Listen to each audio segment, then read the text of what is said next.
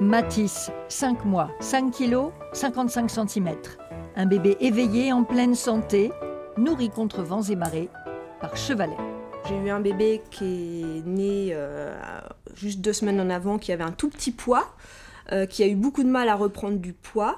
Donc ils m'ont interdit catégoriquement de donner ce lait de jument en disant que je mettais la santé de mon bébé en danger. Ils m'ont forcé donc à donner leur lait, leur nourrette. Sauf que mon bébé régurgitait à chaque fois, on voyait bien que ça passait pas. On a essayé, sous l'avis du médecin, un autre lait pour éviter justement toutes ces régurgitations et ces coliques. Rien n'y a fait. Donc j'ai malgré tout continué, même si mon bébé n'était pas très bien, à lui donner le lait qu'on m'avait conseillé. Et quand il a commencé à se stabiliser au niveau du poids et à avoir bien repris, j'ai rien dit à personne et je me suis mis au lait de jument, comme je voulais. Et du jour au lendemain, plus de renvoi, plus de coliques. Vanessa a 2 autres enfants, 2 grands gaillards qu'elle a nourris tout petits au lait de jument, sans que ça pose le moindre problème. Pourquoi alors, 17 ans plus tard, est-ce devenue tellement sensible que les médecins la culpabilisent? Je pense qu'il n'y aurait pas eu l'histoire Lactalis, on n'en serait pas là aujourd'hui. Qu'est-ce qui vous a donné envie d'envoyer votre mail à Madame de Cailleux? Ma mauvaise expérience à l'hôpital, tout d'abord, et puis ensuite le fait que ce lait ne soit pas reconnu comme lait infantile, en fait, alors qu'il a des vraies vertus qui sont reconnues d'ailleurs dans d'autres pays. Moi, je connaissais déjà l'histoire des Mongols, tout simplement. Pour eux, il n'y a aucun souci avec le lait de jument. Mais chez nous, l'industrie laitière s'est entièrement focalisée sur le lait de vache. Rendement oblige. Du coup, toutes les études, toutes les recherches, toutes les réglementations portent uniquement sur ce lait de ruminant.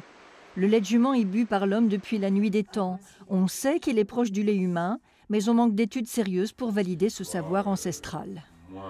Ce qui serait intéressant, ce serait éventuellement de confirmer par des études son intérêt dans l'allergie aux protéines du lait de vache. Ça pourrait être intéressant. Il faudrait avoir à la fois des garanties scientifiques, des garanties réglementaires, et oui, des études pour montrer sa place, son intérêt, ses limites, ses insuffisances, voir comment on peut l'améliorer. Car on ne donne pas de lait de vache aux tout petits, mais des préparations modifiées. Rien ne s'opposerait alors à faire la même chose avec le lait de jument, moins gras que le lait de vache et riche en vitamine C. On pourrait envisager que les préparations infantiles soient faites avec du lait de jument, à condition que la préparation infantile à base de lait de jument réponde aux caractéristiques exigées par la réglementation pour la composition de ces préparations infantiles.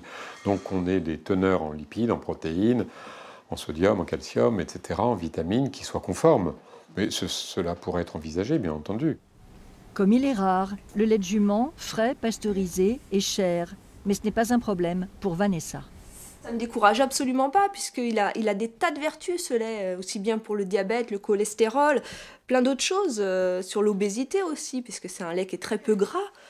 Donc, vaut mieux mettre le prix tout de suite et éviter des problèmes de santé, comme on peut voir, toutes les maladies qu'on peut avoir plus tard. Le rêve des 2 Cailleux, c'est qu'une véritable filière se crée, ainsi les prix baisseraient et la race percheronne ne serait plus menacée.